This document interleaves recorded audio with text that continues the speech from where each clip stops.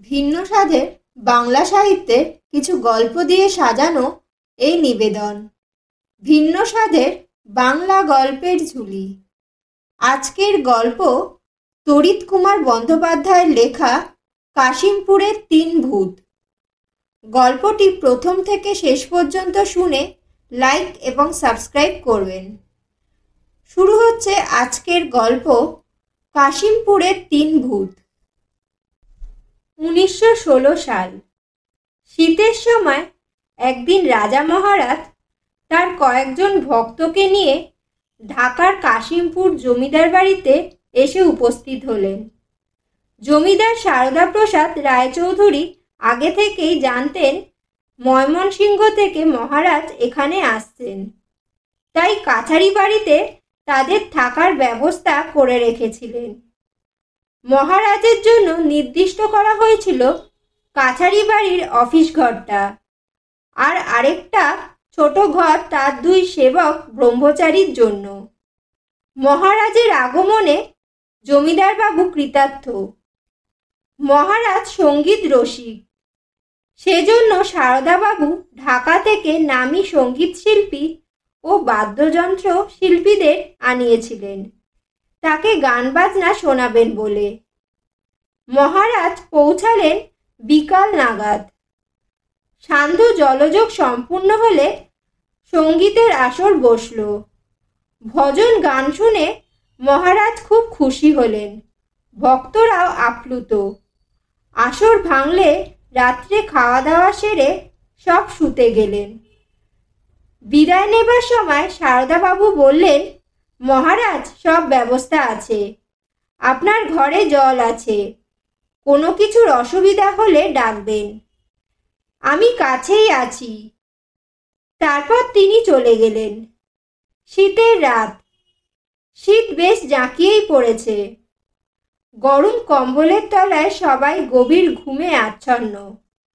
হঠাৎ হরিহর নামে এক ভক্ত তার সঙ্গীকে ধাক্কা দিয়ে বলল, দেখ তো, কে যেন ঘরে টোকা দিচ্ছে।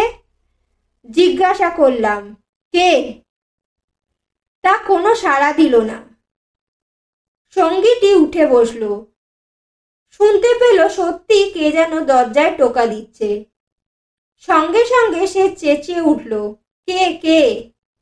কোনো উত্তর নেই।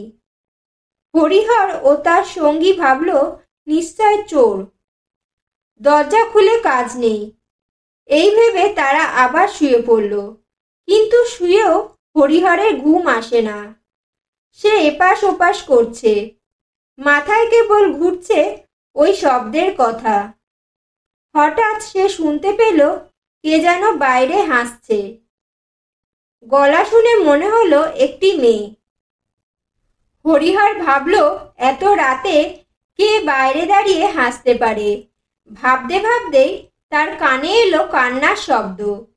হরিহরের সব সাহস এবার উবে গেল। ভয়ে কম্বলে মুখ ঢেকে সে ঘুমিয়ে পড়ল। সকালে মহারাজকে সমস্ত ঘটনা জানালো হরিহর। মহারাজ বললেন, ভয় পাও কেন, ঠাকুর তো আছেন। পরের দিনও এক অদ্ভুত ব্যাপার। রাত্রে খাওয়া দাওয়া সেরে দরজা খুলে ঘরে ঢুকতে গিয়েই হরিহর আঁতকে উঠল। দেখল কে যেন তার ঘরে দাঁড়িয়ে আছে। তার হাতে এক চুবড়ি জুঁই ফুল। গোটা ঘর জুঁই ফুলের গন্ধে ম ম করছে।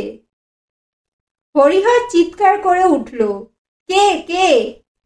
চিৎকার শুনে তার সঙ্গী হ্যারিকেন নিয়ে ছুটে এলো, কিন্তু ঘরে কাউকে দেখতে পেল না। ও কিছু নয় বলে সঙ্গীটি হরিহরের কথায় গুরুত্ব দিল না। দুজনেই শুয়ে পড়ল। সে রাত্রে কোনো রকমে ঘুমোতে পেরেছিল হরিহর। তার পরের দিন রাতে আর এক ঘটনার সম্মুখীন হলো হরিহর। তার শৌচে যাওয়ার প্রয়োজন হয়েছিল। ঠাকুরের নাম স্মরণ করে দরজা খুলে সে বাইরে এলো। এসেই বিপত্তি। দেখল ওই গভীর রাতে কাছারি বাড়ির উঠোনে কে যেন প্রদীপ হাতে ঘোমটা দিয়ে দাঁড়িয়ে আছে। হরিহর সাহস করে জিজ্ঞাসা করল, কে? পাশের ঘরেই মহারাজ ছিলেন, জেগেই ছিলেন। হরিহরের কণ্ঠস্বর শুনে বুঝতে পারলেন সে ভয় পেয়েছে। তিনি ঘর থেকেই বললেন, ও কিছু নয়। আশ্চর্য ব্যাপার, নিমেষে সেই মহিলা মিলিয়ে গেল। হরিহরের আর শৌচে যাওয়া হলো না। বাকি রাতটা জেগেই কাটল। সকাল হলে সে মহারাজকে আগের রাতে যা দেখেছিল সব বলল। সকালেই সারদাবাবু মহারাজের সঙ্গে দেখা করতে এলেন। মহারাজ তাকে প্রশ্ন করলেন, আচ্ছা সারদাবাবু, আপনার এ ঘরে কি কেউ আত্মহত্যা করেছে? সারদাবাবুর চোখ জলে ছলছল করে উঠল। তিনি কান্না মেশানো গলায় বললেন, মহারাজ, গত বছর আমার 18 বছরের মেয়ে এই ঘরে গলায় দড়ি দিয়ে আত্মহত্যা করেছে। তার অবস্থা দেখে মহারাজ অন্য প্রসঙ্গ তুললেন। দুজনের মধ্যে বেশ কিছুক্ষণ আলোচনা হলো। তারপর জমিদার বাবু চলে গেলে মহারাজ তার সঙ্গীদের বললেন, এই কাছারি বাড়িতে অতৃপ্ত আত্মারা ঘোরাফেরা করছে। হরিহর বলল, মহারাজ, আমি 3 রাত্রি যা দেখেছি আর শুনেছি সব ভূতের কাণ্ড। ওই অতৃপ্ত আত্মারাই করেছিল। মহারাজ বললেন, আমি 3 দিন দেখেছি একটি মুসলমান আমার কাছে হাত জোড় করে দাঁড়িয়ে থাকে। জমিদার বাবু কেবল তার মেয়ের আত্মহত্যার কথা বলেছেন। আসলে এ বাড়িতে 3টি আত্মহত্যা হয়েছে।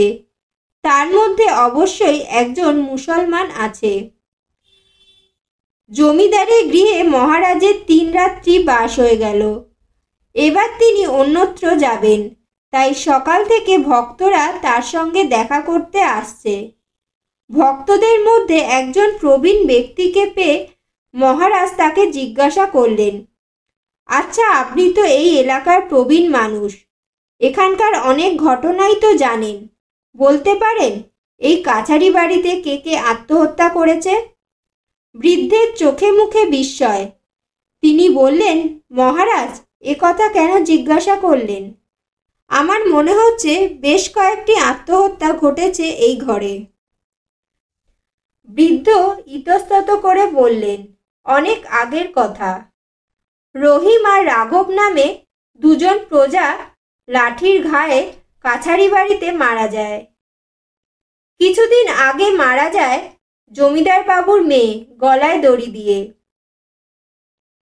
মহারাজ সেবককে বললেন, তাড়াতাড়ি জিনিসপত্র গুছিয়ে নাও, দুপুরের পরই আমরা নারায়ণগঞ্জ রওনা হব।